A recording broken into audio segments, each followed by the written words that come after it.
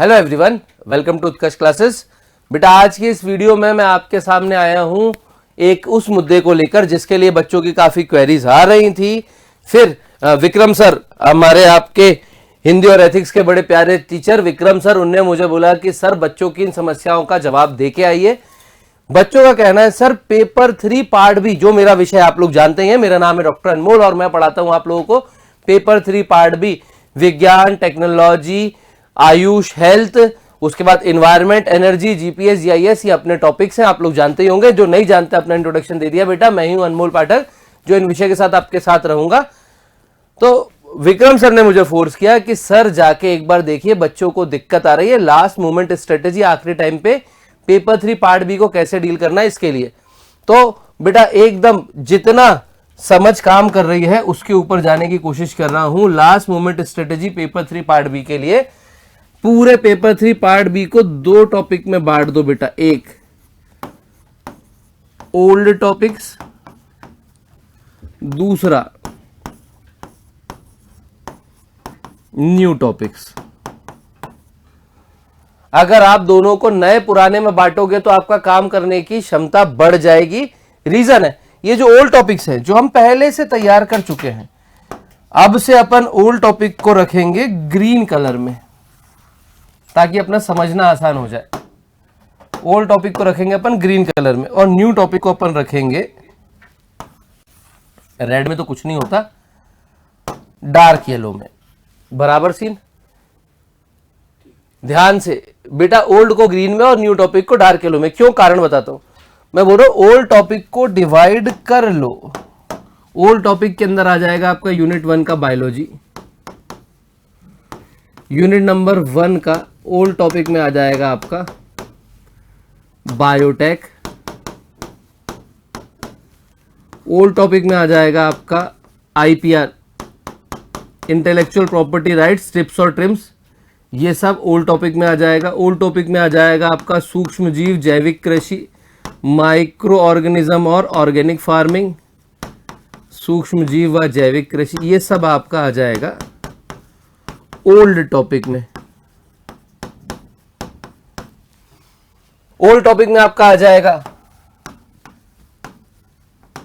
Unit number 2, old topic में आपका आ जाएगा यूनिट नंबर 5, ओल्ड टॉपिक में आ जाएगा आपका पेपर 1 के अंदर जो आता है, पेपर 1 में जो आता है जीपीएस, जीआईएस मतलब भूगोल की आधुनिक तकनीकें, वो आ जाएगा ओल्ड टॉपिक में।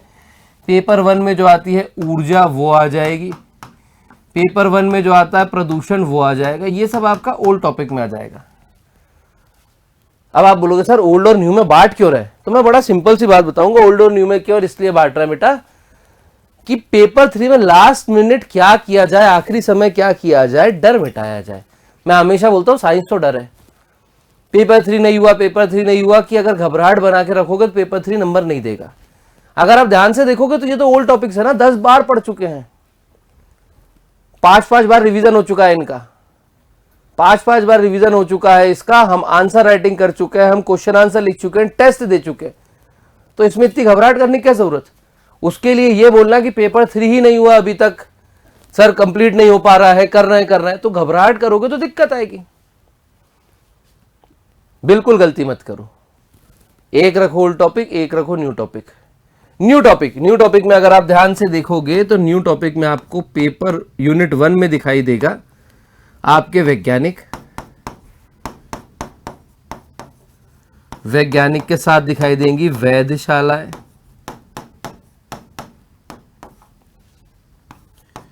यूनिट 1 में वैज्ञानिक वेधशाला दिखाई देंगी आपको, जिसमें आर्यभट्ट होंगे, वराहमिहिर साहब होंगे, ये सब दिखाई देंगे आपको। यहां ध्यान से देखेंगे आप पेपर 1 के न्यू टॉपिक, विज्ञान के साधारण अनुप्रयोग, एक। दूसरा पेपर 1 के न्यू टॉपिक, यहां नहीं, यहां मिलेंगे आपको न्यू टॉपिक, एथनोबायोलॉजी के अनुप्रयोग, प्राचीन भारतीय वैज्ञानिक, प्रारंभिक जानकारी वेधशालाओं की, ये नए टॉपिक में रहेंगे। अब गेम क्या है बेटा? कुछ नहीं करना है, कुछ नहीं करना है। आखिरी टाइम पर हमको एक चीज उठानी है, 3 old topics, 2 new topics daily, रोज। 3 ओल्ड और 2 न्यू। रीजन क्यों? 3 ओल्ड जल्दी रिवाइज हो जाएंगे क्योंकि पढ़े हुए हैं, उसी का जो टाइम बचेगा उसको हम यूटिलाइज कर लेंगे 2 न्यू टॉपिक में। इसका जो टाइम बचा वो एक्स्ट्रा टाइम इसको मिलेगा तो ये सॉलिड तैयार हो जाएंगे। तो ये ओल्ड टॉपिक्स भी होते रहेंगे, न्यू टॉपिक्स भी होते रहेंगे। जिस दिन ओल्ड खत्म हो जाए, न्यू ही बचे, उस दिन न्यू को उठा लेना 4 करके। 15 दिन का खेल है, पेपर 3 कंप्लीट हो जाएगा। अब उसमें ध्यान देने वाली बात है कि घबराहट कर रहे हो किस मुद्दे के लिए। प्राचीन समय में आर्यभट्ट, वराहमिहिर, ब्रह्मगुप्त, भास्कर प्रथम द्वितीय का खगोल शास्त्र में योगदान। भाई फैक्चुअल टॉपिक है, फैक्चुअल टॉपिक है। आर्यभट्ट साहब ने शून्य की या खोज की थी तो खोज की थी, अब इसमें क्या रिसर्च करना है। तो जिन टॉपिक्स पे बहुत ज्यादा रिसर्च की जरूरत नहीं है उस पर क्यों जा रहे हो उतना डिटेल। फैक्चुअल है। प्राचीन आधुनिक वैधशाला है, कोई भी वैधशाला होगी, हर वैधशाला का एक ही काम होगा, खगोलीय गणनाओं का अध्ययन करना। खगोलीय गणनाओं के अध्ययन करने के लिए ग्रहों की स्थिति को ज्ञात करना, ग्रहों की गति को ज्ञात करना, ग्रहों की दूरी को ज्ञात करना, यही सब देखने के लिए होगा। ग्रहों का प्रेक्षण करना, प्रेक्षण माने ऑब्जर्वेशन करना, सबका एक ही काम होगा। तो सबके लिए अलग अलग थोड़ी जाते हैं, एक से काम बन जाएगा। तो जिस टॉपिक में इतना दम ही नहीं है उसमें क्या लोड ले रहे हो। इथनोबायोलॉजी, अरे अगर यूनिट 1 का हिस्सा मान के पढ़ोगे तो घबराहट होगी। इसको किसका हिस्सा बना के पढ़ो? पर्यावरण का। मत देखो इसको पार्ट 1 में, पर्यावरण खत्म कर लो फिर देख लेना, इसको आसानी समझ आ जाएगा। इससे ज्यादा तो लड्डू कुछ है ही नहीं। विज्ञान के साधारण अनुप्रयोग, ये वो सवाल है जहां से 2 नंबर के चांसेस बहुत ज्यादा है। विज्ञान के साधारण अनुप्रयोग में वो एक दर्द निवारक दवाई भी पूछ सकता है, एंटीबायोटिक भी पूछ सकता है, बुलेट ट्रेन भी पूछ सकता है, लेकिन ऐसी चीजें सामान्यतः बड़े नंबर में पूछने की संभावना नहीं रहती। तो अब इसमें अगर आप 25 पन्ने पढ़ोगे तो भी कम है और 2.5 पन्ने पढ़ोगे तो भी ज्यादा है। ये आपके जनरल अवेयरनेस का सीन है। अगर आपने ठीक ठाक लेवल पर 10वीं तक की साइंस पढ़ी है, अगर आप पेपर पढ़ते हो तो काम बन जाएगा। ये अनुप्रयोग है, जनरल साइंस नहीं है। एक होती है सामान्य विज्ञान जिसमें फिजिक्स, केमिस्ट्री, बायोलॉजी आती है 6ठी से 10वीं तक, ये वो नहीं है। तो अब इस टॉपिक में जितना पढ़ लो उतना कम है, सवाल आने की गुंजाइश ज्यादा है नहीं। रिस्क हो सकता है माना, लेकिन आपके जनरल अवेयरनेस से हो जाएगा ये। अगर आप पेपर पर पढ़ते हो तो आधुनिक तकनीकें जो है विज्ञान की, अनुप्रयोग जो है वो आपको पेपर में दिखते हैं। 10वीं तक का जो विज्ञान पढ़ा है उस पर कॉन्फिडेंस रखो, 11वीं 12वीं का सीन नहीं है, 10वीं तक में काम बन जाएगा। इन टॉपिक पे क्या घबराना। ये टॉपिक देखो, कंप्यूटर के प्रकार, विशेषताएं, पीढ़ियां, मेमोरी, इनपुट, आउटपुट हमेशा से पढ़े हुए हैं, पुराने सिलेबस का हिस्सा भी थे। हार्डवेयर, सॉफ्टवेयर, माइक्रोसॉफ्ट ऑफिस के प्रयोग पूरा पुराने सिलेबस का हिस्सा थे। इसमें क्या टेंशन है। ये कंप्यूटर की भाषाओं का सामान्य ज्ञान, ट्रांसलेटर, इंटरप्रेटर, असेंबलर सब पहले सिलेबस में थे। नया जो जुड़ा है वो ये है, C++, जावा। अरे खत्म करो, एक लिमिटेड एक जानकारी इनके बारे में कलेक्ट करो कि बेसिक 7 नंबर का क्वेश्चन आ जाए तो कैसे अटेम्प्ट कर सकते हैं, खत्म करो। आपसे प्रोग्रामिंग कराने की गलती कोई नहीं करेगा कि आपसे कोई बोले प्रोग्रामिंग कराने। और कभी अगर ऐसा सवाल आ गया जो कि कभी ना कभी हर पेपर में आता है, हर बार एक पेपर टफ बनता है 1 2 3 4 में से, ये एमपीपीएससी की खासियत रही है। अगर कभी बहुत ही ज्यादा जटिल सवाल आ गया तो बेटा वो जटिल सवाल एक व्यक्ति से थोड़ी नहीं बनेगा, सबसे नहीं बनेगा। बीसीए करे हुए व्यक्ति है, कंप्यूटर इंजीनियरिंग कर पाएंगे उतना टफ, बाकी कोई नहीं कर पाएगा। और जो सवाल सभी लोग अटेम्प्ट नहीं करते उसका कट ऑफ पे कोई असर भी नहीं पड़ता। क्या टेंशन लेना है, एमपीपीएससी की स्ट्रेटेजी है ये। हमेशा प्री में वो 5 से 8 क्वेश्चन ऐसे बनाते हैं जो नहीं बनते।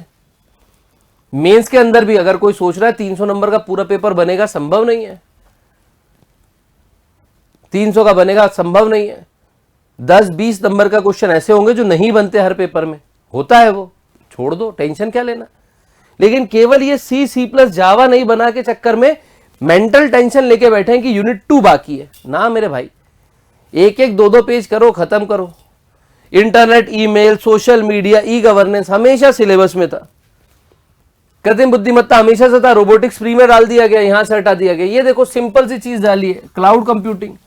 क्लाउड कंप्यूटिंग क्या है, क्लाउड कंप्यूटिंग के क्या क्या हमको सेवाएं प्रदान की जाती है, क्लाउड कंप्यूटिंग के लिए भारत सरकार ने क्या क्या प्रयास किए हैं, क्लाउड कंप्यूटिंग के लाभ क्या है, इसके क्षेत्र में आ रही सीमाएं या दिक्कतें क्या है, और उसके बाद एज कंप्यूटिंग क्या है, क्लाउड कंप्यूटिंग का छोटा भाई एज कंप्यूटिंग का है। इतना सा पढ़ लो। 5-6 पेज में आराम से काम बन जाएगा, क्लाउड कंप्यूटिंग, बस इतना ही तो है। तो जब चीजें सिंपल है तो सिंपल रखो। मेंटल ट्रॉमा जो है उसको दूर करना है बेटा, टेंशन दूर करना है। याद रखना, इस यूनिट 2 में आती है गणित। मैं फिर बोलूंगा सभी बच्चों से, गणित पर फोकस कर लो, अंत समय है। दूसरा, अपनी क्षमताएं सबको पता रहती है। जैसे मैं अपनी क्षमता की बात करूं तो मुझे पता है कि मैं गणित में कितना जा सकता हूं। अपनी क्षमताओं को पहचानो, गणित में उतना ही जाना। अगर आप गणित करने के लिए पूर्णतः तैयार हो तो गणित एक ऐसी जगह है जो पूरे नंबर दिलाएगी। लेकिन अगर आप गणित में कच्चे हो, कुछ बच्चे होते हैं जिनका एक ही तमन्ना होती है बस 10वीं हो जाए, कुछ भी ले लूंगा, गणित हट जाए मेरे सिलेबस से, गणित नहीं पढ़ना। अगर ऐसी कंडीशन है तो उतना ज्यादा लोड मत लो, क्योंकि फिर अगर आप जाओगे भी तो समय उतना नहीं बचा है कि आप गणित में मास्टरी प्राप्त कर सको।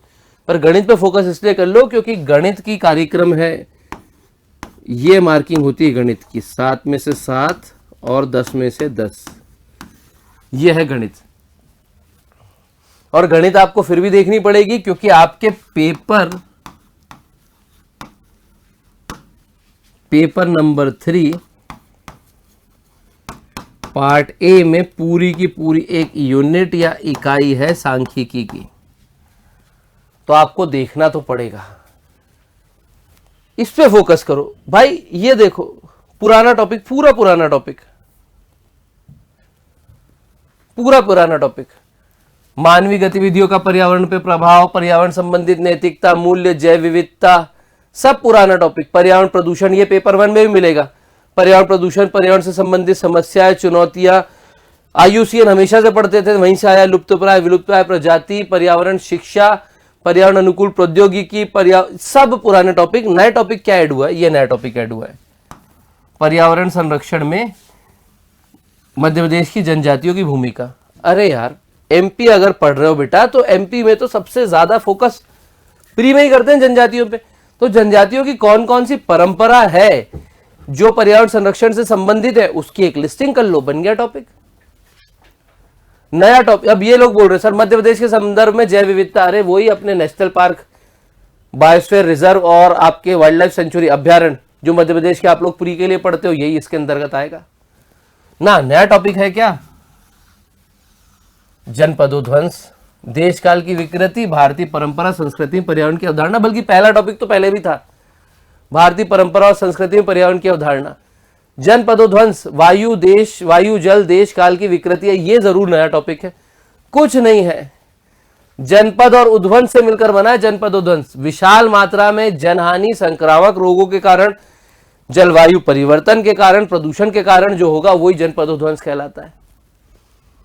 नाम पे टफ मत करो। हम एक ही कोशिश करते हैं कि सबसे पहले कि नए टॉपिक कर ले, ना, स्ट्रेटजी एकदम सीधी रखो। नए टॉपिक करने जाओगे टाइम ज्यादा लेगा, एक दिन के 5 नहीं हो पाएंगे, आखिरी टाइम पे घबराहट होगी। 3 ओल्ड करो, इसका जो समय बचेगा उसका यूटिलाइजेशन 2 न्यू में होगा। यहां से काम बनेगा, इस जगह से काम बनेगा, इसको हमेशा फॉलो करो। पेपर 1, यूनिट 1, यूनिट 2, यूनिट 5 में नए टॉपिक इतने नहीं है, जल्दी खत्म हो जाएंगे। मेन दिक्कत देगी आपको यूनिट नंबर 3 और यूनिट नंबर 4, क्योंकि ये टोटल नहीं है। आयुष थी पुराने सिलेबस में कुछ, लेकिन बाकी मेन ये है। बेटा 2-3 चीजों पे खेल जाओ। अगर आपने सही से तैयार कर लिया पंचमहाभूत, आकाश, वायु, अग्नि, जल, पृथ्वी, एक, दूसरा तैयार कर लिया आपने त्रिदोष। अगर ये 2 आपने तैयार कर लिए तो आप मैक्सिमम चीजें कर लोगे। साफ साफ बात बोल रहा हूं, 2 तैयार कर लिए, मैक्सिमम चीजें कर लोगे। इसी से आयुर्वेद हो जाएगा, इसी से प्राकृतिक चिकित्सा हो जाएगी। ये तो 1 nation 1 health policy system simple है, इसमें कोई महान चीज नहीं है, एकदम सिंपल कार्यक्रम है, ये तो हो ही जाएगा। जैविक घड़ी हम पढ़ के आ रहे हैं। जैविक घड़ी एंडोक्राइन सिस्टम से, अंतःस्रावी तंत्र से, पीनियल ग्रंथि जैविक घड़ी का नियंत्रण करती है। आयुर्वेद में शरीर के शुद्धिकरण की प्रक्रिया है पंचकर्म, तो अगर ये आयुर्वेद हो गया तो ये भी हो जाएगा, और अगर पंचमहाभूत त्रिदोष हो गए तो आयुर्वेद हो जाएगा। क्रम फिक्स कर लो, सबसे पहले इसको करना, फिर इसको करना, उसके बाद जाना फिर आयुष पे। फिर जाना प्राकृतिक चिकित्सा पे। ये पूरे नए टॉपिक है, बिल्कुल मान रहा हूं। कुछ टॉपिक बड़े छोटे हैं, जैसे कि छोटे टॉपिक है जैविक घड़ी, जैसे कि दिनचर्या, जैसे कि ऋतुचर्या, छोटे हैं। कुछ टॉपिक बड़े हैं, पंचमहाभूत बड़ा है, त्रिदोष बड़ा है, आयुष बड़ा है, प्रारंभिक जानकारी। One nation one health system छोटा है। पंचकर्म कर लिया तो इसका भाई भी हो जाएगा षटकर्म, पंचकर्म कर लिया तो इसका भाई भी हो जाएगा क्या, षटकर्म। एथिक्स में भी पढ़ते हो आप लोग अष्टांग योग, ये दोनों साथ में हो जाएंगे, अष्टांग योग और पंचकोश। आत्मा के आवरणों को पंचकोश सिद्धांत समझाता है और आवरण हटा के कैसे आत्मा तक पहुंचे वो अष्टांग योग समझाता है। सिंपल है। अगर आपने पंचमहाभूत कर लिया है तो प्राकृतिक चिकित्सा में आपको चवन्नी दिक्कत नहीं आएगी। चवन्नी मतलब 25%। चवन्नी सिक्का होता था बेटा, 1 रुपए के नीचे सिक्के होते थे, अठन्नी चवन्नी, 20 पैसा 10 पैसा। आप लोगों की जनरेशन नहीं देखी ये। प्रशासन, अगर आप लोग एंटरप्रेन्योरशिप पढ़ चुके हो तो आपको प्रशासन में चवन्नी दिक्कत नहीं आने वाली। केंद्र, राज्य, जिला और ग्राम स्तर पर प्रशासन, केंद्र में वही मंत्रालय हो जाएगा, फिर सचिवालय हो जाएगा, निदेशालय हो जाएगा, सेम राज्य में होगा। जिला स्तर पर इसको वही बांटना है आपको। जिला स्तर पर जिला अस्पताल, कम्युनिटी हेल्थ सेंटर, सामुदायिक स्वास्थ्य केंद्र, प्राइमरी हेल्थ सेंटर, प्राथमिक स्वास्थ्य केंद्र और उप स्वास्थ्य केंद्र, सब प्राइमरी हेल्थ सेंटर, बस इतने में ही बांटना है। नीचे आशा दीदी के कार्यक्रम देखने, एएनएम की बात करनी है, बस बन जाएगा ये टॉपिक। फैक्चुअल है पूरा, समझने का सीन भी ज्यादा नहीं बनता। अगर आप सोशियोलॉजी में क्या पढ़ चुके हो, षोडश संस्कार, तो उसके यहां पर केवल क्या पढ़ने हैं, वैज्ञानिक महत्व। षोडश संस्कार दिमाग में है तो काम बन जाएगा। बच्चे का किया जाता है मुंडन, बाल हटाए जाते हैं, वो संस्कार है आपका सोशियोलॉजी में। यहां पर वैज्ञानिक महत्व पढ़ने हैं तो बड़ा सिंपल सा आ जाएगा कि जब मुंडन किया जाता है तो चेक कर लेते हैं कि ये खोपड़ी, जिसे खोपड़ी कहते हैं स्कल, ये खोपड़ी होती है कलाजात अस्थि मेम्ब्रेनस बोन। तो जब मुंडन किया जाता है तो चेक कर लेते हैं कि भाई साहब वो जो झिल्ली होनी चाहिए थी वो झिल्ली हड्डी बनी कि नहीं बनी, और हड्डी बनी तो हड्डी पूरी तरीके से फ्यूज मतलब जुड़ी कि नहीं जुड़ी, ऐसा तो नहीं कहीं छेद रह गया, तो स्वास्थ्य परीक्षण कर लिया जाता है। ये वैज्ञानिक महत्व पढ़ना है। तो अगर सोशियोलॉजी में षोडश संस्कार हो गया तो वैज्ञानिक महत्व हो जाएंगे। यहां गलती होगी, ये षोडश संस्कार के वैज्ञानिक महत्व पूछे गए हैं, ना कि षोडश संस्कार पूछे गए हैं। तो 16 संस्कार करना यहां पे काम नहीं है, संस्कारों के वैज्ञानिक महत्व पता होने चाहिए कि आपके साइंटिफिकली इनका क्या वैल्यू है, क्यों करते हैं, हमारे शरीर पे इनका क्या असर पड़ता है, वो पता होने चाहिए। तो एंड टाइम का मेरा सीन है ये सब्जेक्ट तो एकदम बेटा सिंपल ही है। इकाई 4 में अगर आपने किसी को भी एक को अच्छे से पढ़ लिया, राष्ट्रीय स्वास्थ्य कार्यक्रम में फॉर एग्जांपल लो, सबसे सिंपल, किसको सही से पढ़ लिया, एड्स को, तो पूरे स्वास्थ्य कार्यक्रम हो जाएंगे। क्योंकि इसमें तो पढ़ने का तरीका आना चाहिए। बीमारियों को समझा जाता है, स्वास्थ्य कार्यक्रम को क्या समझा जाता है। स्वास्थ्य कार्यक्रम में तो होता है सरकार ने इस टाइम पर यह दवाई दी, इस टाइम पे ये किया, इस टाइम पे ये नीति लागू करी, इस टाइम पर यह परिवर्तन किया। तो जो प्रशासनिक परिवर्तन होते हैं वो सब कार्यक्रम में आते हैं। अगर आप देखोगे तो समझने वाला मुद्दा है यहां पे ये प्राथमिक स्वास्थ्य देखभाल। ये प्राथमिक स्वास्थ्य देखभाल में आपको पीएचसी, सीएचसी सब दे रखा है, और यही प्राथमिक स्वास्थ्य देखभाल का हिस्सा वापस से आपको ओवरलैप करता है स्वास्थ्य प्रशासन में। अगर एक को अच्छे से कर लिया तो दोनों हो जाते हैं। एक साधे सब सधे, यही वाला सीन है। अगर एक बार भी अच्छे से पढ़ाई कर ली तो दोनों टॉपिक हो जाते हैं। यहां पे एक समझने वाला मुद्दा है ये बायोमार्कर, इस पे फोकस करना पड़ेगा आपको कि भाई बायोमार्कर क्या है, क्या करता है, किस चीज की बात करता है। सरकारी योजनाएं पढ़ने में तो एक्सपर्ट हो ना, उसमें कोई दिक्कत तो है नहीं।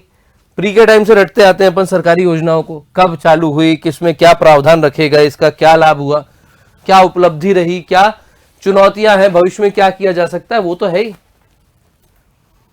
वो तो कर ही लोगे। एक ही चीज है बेटा, पेपर 3 का डर।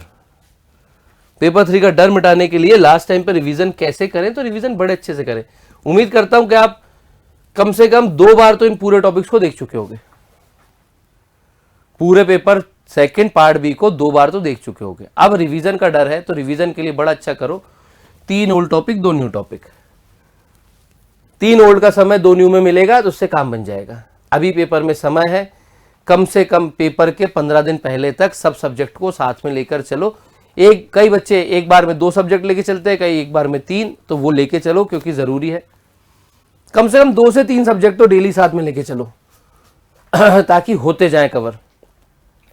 और उन सब्जेक्ट पे वेटेज थोड़ा ज्यादा देना जिसमें आपको लग रहा है कि मामला थोड़ा सा कमजोर जा रहा है, अभी दे सकते हो। बेटा ध्यान से देखना, पेपर नंबर 1 जब आएगा तो उसके 7 दिन पहले से तुम सब छोड़ के पेपर 1 पढ़ोगे, ठीक। पेपर 1 पढ़ोगे ही पढ़ोगे। पेपर 2 एक ऐसा पेपर है जिसमें पॉलिटी वाला जो सेक्शन आता है, सोशियोलॉजी जो आता है, थोड़ा सा कनेक्ट होता है बच्चे से, क्योंकि वो है ऐसे सब्जेक्ट हैं। आज तक मुझे कोई ऐसा बच्चा नहीं मिला जो ये बात बोल दे कि हमने आज तक पॉलिटी 10 बार रिवाइज नहीं करी और मेंस दे रहे हैं, सब करते हैं। फोकस करने का मुद्दा रखना भाई पेपर 3 पे, क्योंकि पेपर 3 में साइंस के साथ इकोनॉमिक्स है। करेला वो भी नीम चढ़ा, एक भी लड्डू नहीं रखा है।